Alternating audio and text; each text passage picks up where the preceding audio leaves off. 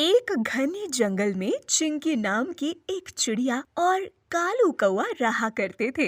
एक दिन चिंकी चिड़िया कालू कौवे से कहती है, कालू भैया, बारिश का मौसम शुरू होने वाला है। हमें अपनी घोंसलों की मरम्मत करने का और दाने का भी इंतजाम पहले कर लेना चाहिए, ताकि हमें बारिश आने पर कोई परेशानी न हो। पिछली बार तो आपको पता ही है कि बारिश के मौसम में आपका क्या हाल हुआ था। अच्छा, तो तुम अब मुझे ताना दे रही हो?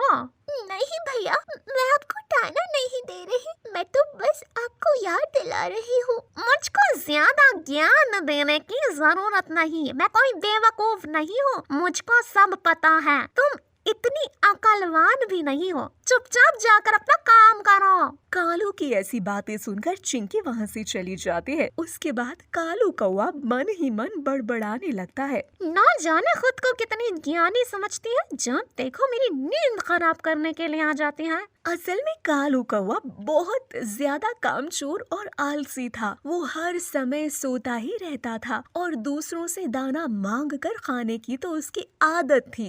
दूसरी तरफ जंगल के सारे पक्षी अपने अपने दाने का इंतजाम करने में जुटे हुए थे। जंगल में रहने वाला चिंटू तोता चिंकी चिड़िया से कहता है, अरे चिंकी, आज फिर कालू कौवा दाना लेने नहीं आया। न जाने कालू अपने इतने आलस को लेकर कहाँ जाएगा। तोते भैया, आज मैं सुबह ही कालू भैया के पास गई थी, लेकिन उन्होंने बात ही कुछ ऐसी करी कि मुझको शर्मिंदा होकर वहाँ से आना पड़ा। चिंकी, तुम्हें क्या जरूरत थी उस कामचोर कौवे के पास जाने की? अगर उसको जरूरत होगी तो वो खुद ही आ जाएगा। अरे तोते भैया, मैं तो बस इसीलिए कालू भैया के पास गई थी क्योंकि उन्होंने मुझे पिछली बार बारिश के मौसम में काफी ज्यादा परेशान किया था। चिंकी और तोता आपस में बात कर ही रहे होते हैं कि तभी वहाँ पर कालू के पिता कंगलू कौवा आ जाते हैं। क्या हुआ चिंकी और चिंटू तोता? मैंने तुम दोनों की सारी बातें सुन ली हैं। कंगलू कौवा की बात सुनकर चिंकी चिड़िया कहती है, अरे अंकल जी, आप कालू भैया को समझाते क्यों नहीं? वो हर समय बस सोता रहता है और जब खाना खाना होता है तो दूसरों से भिखारी की तरह मांग मांग कर खाना खा लेता है। बेटा, मैं उसको समझा कर थक गया, लेकिन उसके भेजे में गोबर भरा हुआ है, वो तो कुछ समझने को तैयार ही नहीं है।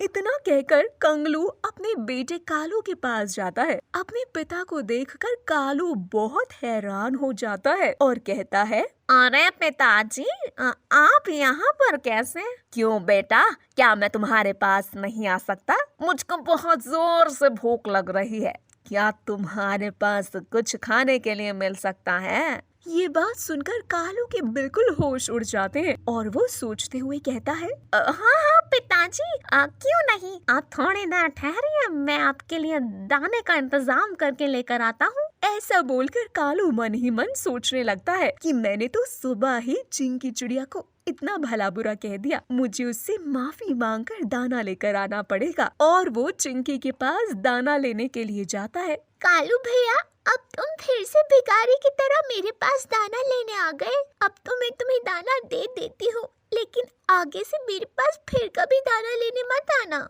तुम्हारा बहुत बहुत शुक्रिया चिंकी, ये दाना मैं तुम्हें कल तक वापस लौटा दूंगा। जैसे ही कालू कौवा दाना लेकर पीछे मुड़ता है तो कालू के पिता कंगलू वहाँ खड़े होते हैं, जो कि चिंकी और कालू कौवे की सारी बातें सुन लेते हैं और दोनों मिलकर घोंसले में चले जाते हैं। कंगलू अपने बेटे कालू से कहता है, कालू, क्या तुम्हें ऐसे भिखारी की तरह जगह जगह भीख मांगने में बिल्कुल भी शर्म नहीं आती? तुम्हें अपने बलबूते पर भी कुछ करना चाहिए। अपनी मेहनत से पेट भरने का मजा ही कुछ अलग होता है बेटा। इतना कहकर कंगलू वहाँ से चला जाता है। उसके बाद कालू कौवा मन ही मन सोचने लगता है, ना जाने मुझे सब लोग इतना ज्ञान क्यों देते चले आते हैं। इसी तरह कुछ दिन बीत जाते हैं और बारिश का मौसम शुरू हो जाता है। है। बहुत जोर जोर से बादल गरजने लगते हैं। सभी पक्षी अपने अपने घरों में आराम से सो रहे होते हैं, लेकिन लगातार बारिश होने की वजह से कालू कौआ का घोंसला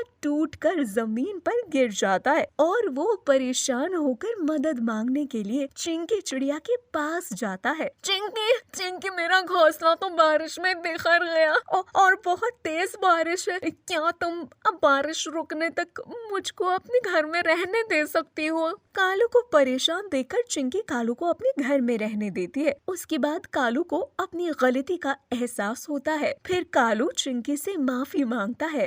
चिंकी, मुझे माफ कर दो। मैंने तुम्हें उस दिन इतना बुरा भला कहा, फिर भी तुमने मेरी मदद की। 3 दिन बाद बारिश रुक जाती है। उसके बाद चिंकी और कालू दोनों मिलकर एक नया घर बनाते हैं और कालू अपने नए घर में खुशी खुशी रहने लगता है और चिंकी का बहुत बहुत शुक्रिया अदा करता है। तो देखा दोस्तों आपने, इस कहानी से हमें ये शिक्षा मिलती है कि हमें कभी भी आलस नहीं करना चाहिए और कभी भी हमें दूसरों के आश्रय नहीं रहना चाहिए। दोस्तों, हमारे आज की इस कहानी में बस इतना ही। दोस्तों, आपको कहानी कैसी लगी आप हमें कमेंट बॉक्स में कमेंट करके जरूर बताएं। साथ ही वीडियो पसंद आई हो तो वीडियो को लाइक जरूर करें और हमारे चैनल को सब्सक्राइब करना बिल्कुल भी ना भूलें।